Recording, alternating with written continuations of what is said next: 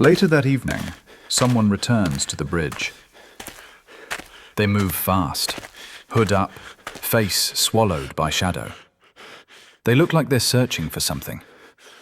I watch from a distance. They're nervous, restless. They check the railing, then pace back and forth. Finally, they stop, exactly where the woman fell. They lean forward, over the railing. Too far. One wrong move, and they'll go down too. I shout, "Stop!" Their head snaps toward me. They freeze.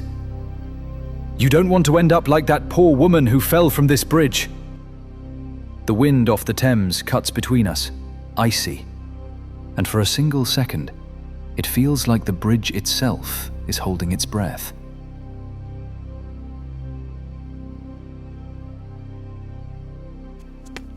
The hooded man spun around, startled, and broke into a run.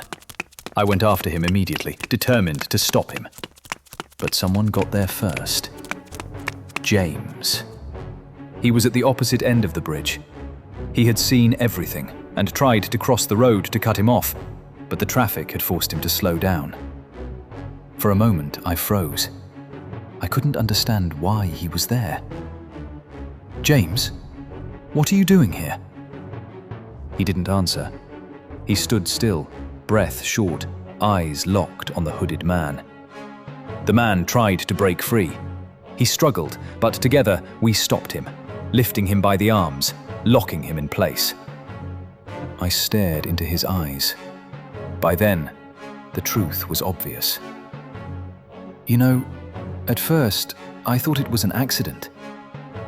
I took a step closer, but then I understood. Another step. It was all planned. His expression cracked. "You were the one who orchestrated all of this, weren't you?" The hooded man finally spoke. He said he didn't understand what was happening, who I was, why I'd stopped him. I didn't let it slide. "Don't pretend." My voice stayed steady. "It's obvious now. This morning, a woman fell from the bridge. Everyone called it an accident, a tragic twist of fate. But it wasn't. I knew it. It was too clean to be random." "She fell because you set it up." The man started to squirm. His breathing turned sharp and fast. His head dipped lower and lower, anything to avoid my eyes. I kept going. I had to say it, all of it, step by step. "You made the victim believe there was a surprise. You left a red envelope on her desk. She found it. She read it. And inside was a specific place, a meeting point. She trusted him, blindly, because he was someone she respected, someone she would never, ever suspect. She was happy. She left work. She took the subway. And there's a reason you left the second envelope right there. Catherine had seen it. Just minutes earlier. She confirmed everything. Rianna was holding a red envelope. Every detail matched. Every piece slid back into place. And as I spoke, the man started shaking more and more. James stayed silent for a moment.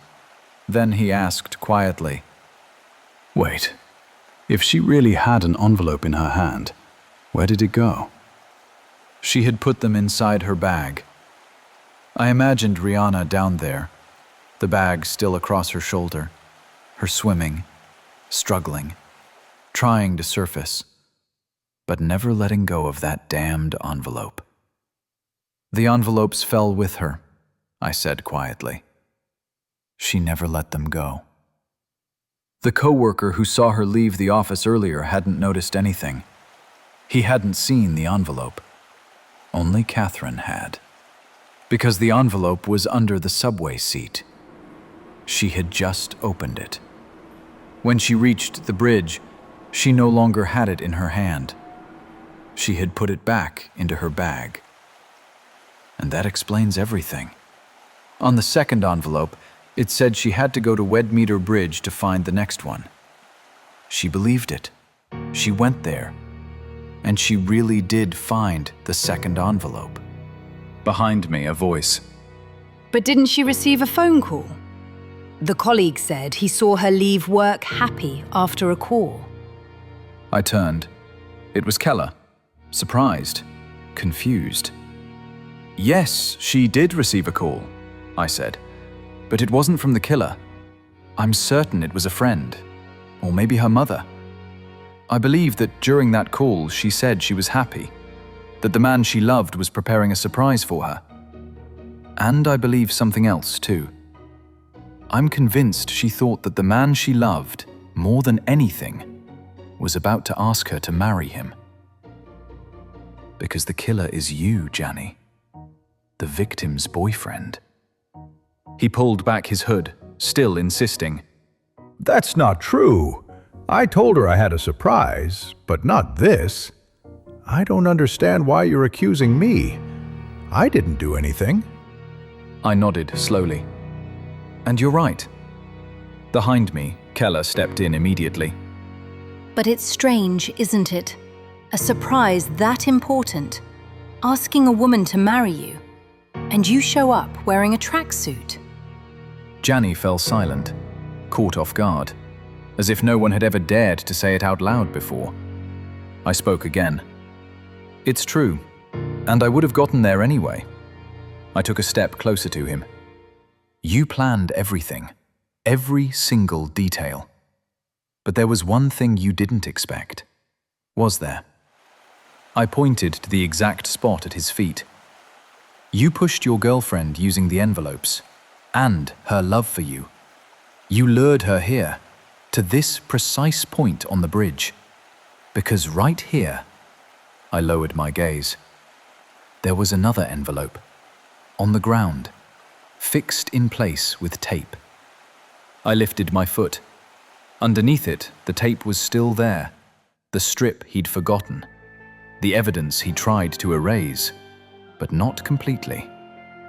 You forgot this, Janny, I said. You were careful to remove one piece of evidence, but you left the most obvious one behind. He snapped. What are you talking about? That's not true. Anyone could have put tape on this bridge. And besides, where are these envelopes? What envelopes are you even talking about? His voice was shaking. His hands trembled, swinging uselessly at his sides. His eyes searched for an escape that wasn't there. It's useless, I said. You're not going anywhere. That's not enough proof, he shouted. You're right, I replied. But the real proof is what you came back to retrieve tonight. He went pale. You left a letter right here, I continued. You lured her to a precise spot.